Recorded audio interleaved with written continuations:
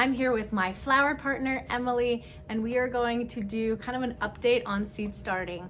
So I made a seed starting video talking about all the pros and cons of winter sowing versus direct sowing versus indoor seed starting. So I'll do an update on here's what I'm growing, here's how they are growing, here are some tips to keep things growing beautifully, what I do when I check on them, for indoor seed starting, direct sowing, and winter sowing. So I'll show you how things are going.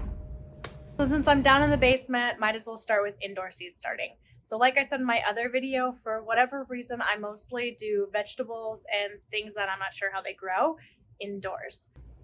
So in this tray, we have, these are broccolis, these are some tomato starts. I've got different varieties of tomatoes. Most of them are hybrids, not heirlooms, because I have trouble with root, not nematodes. I also have trouble saying that. So this is the only heirloom. This is Black Krim. Otherwise, I have an Early Girl tomato that's a hybrid, and Mortgage Lifter. Actually, I'm just kidding. This is another heirloom, but I've never tried it, so I'm gonna try. One very sad red Russian kale. My kids and I, we don't really eat kale, but we try to grow it so that we more likely to eat it. This is the coleus that I told you about. Look at how baby they are. And then this is butterfly pea. This is my first year growing it.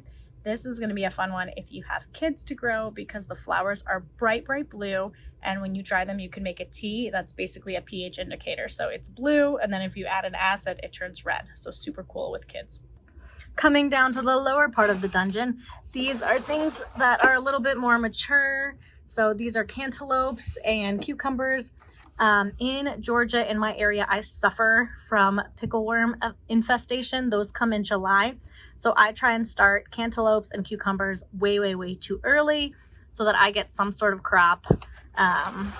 If you don't have pickleworms, don't worry about it. And this is some more butterfly pea that have been potted up. You can see they've got really long tap roots. This is a vine. And then over here are some broccolis and some dahlias that have been potted up. There are 3 things we check on when we check on our seedlings. So you want to make sure they're not too close to the light and getting burned. You want to rotate them so that they're all getting even light if you see some bending over. And you want to check their moisture. I bottom water mine because I otherwise get dampening off problems, which is a fungal issue. So put yours in any sort of tray, add maybe 1/4 of an inch of water, and just once a day maybe, or once every other day. So just come check on the moisture level, make sure everything's still moist, and then just add a little bit of water into the container if they're not.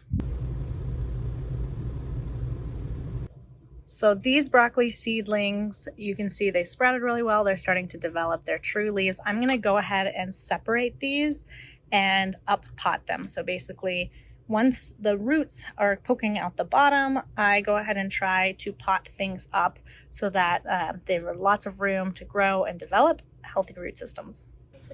Okay, so Sophia is going to mix up some soil for us, regular garden soil, perlite. It smells weird, okay? There's a handful of fertilizer in there, and we're just mixing it all up. Now that we have true leaves, we can start fertilizer, so might as well mix it into your soil. All right, we're gonna use that Epic 4-cell containers to pot up. These are awesome. Why do they have holes? Why do what? Why do they have holes? They have holes at the bottom, so stick your finger in that hole. Yep, so it's easier to pop the plants that you have growing out when they have that big hole like that, and then they're getting water from the bottom. Isn't that cool? Cool. Yep. We have another assistant. I don't think she needs to mix it. Okay. All right, so grab some soil and we're gonna fill all of this up.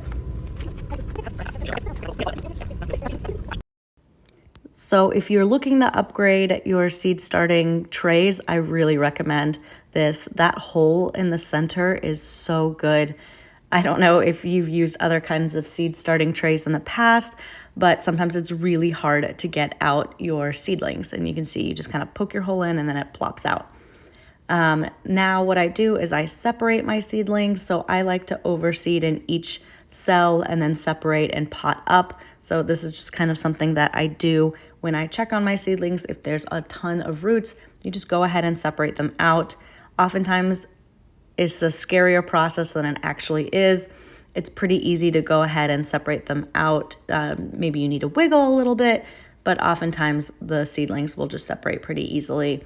And then you just poke a hole, plop your seedling in your new soil, your new container, and firm the soil up around it, and you're done.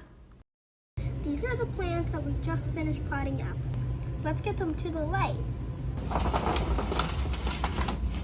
Let's check on our winter sown seedlings.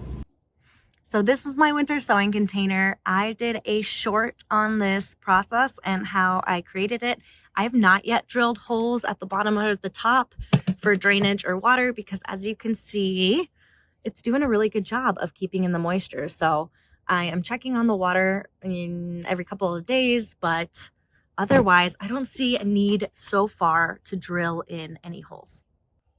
So let me show you what is growing and how it is growing. So obviously there's no heat mat here, right? All of the heat is radiant heat that is captured and stored in this mini greenhouse. Things are not as far along, even though I seeded for downstairs, direct sowing, and the winter sowing container all at the same time. But there's no heat mat here, so things take, as long as they take to pop up. So let's talk about what varieties I'm growing in winter sowing. I grow all the pretty flowers here. I'll start with zinnias. So I've got Queen Lime Blush Zinnia, Giant Coral Zinnia. This one did really well for me last year. Queen Lime Red Zinnia and Polar Bear Zinnia back here. That one's got less germination. And then other flowers that I'm growing, you can see the status coming up. This is a Rudbeckia. I don't see anything coming up yet. Lobelia, no germination yet. This is Amaranth, Love Lies Bleeding. This one hasn't come up yet. Celosia, Strawflower, Calendula. This one's just started coming up. Ageratum, you can see tiny, whiny. Delictrum, doesn't look like anything's coming up. And this is California Poppy. In terms of maturity, you can see these guys are farther behind. They're just now coming up, which is totally fine. I would love for them to go straight from this size in the winter sowing to out in the garden. So hopefully they can enjoy this space for the next, what's left, 6-7 weeks, and then they can go out into the garden. Okay. If I was to drill holes into this tote, I wouldn't check on this very often at all because I don't have any holes drilled in. This is kind of my little experiment. I'm checking on this every couple of days, but really winter sowing is an awesome hands-off method if you have the proper holes and drainage in place, which I might do, but for now this has been working. Now let me go show you the direct sown seedlings.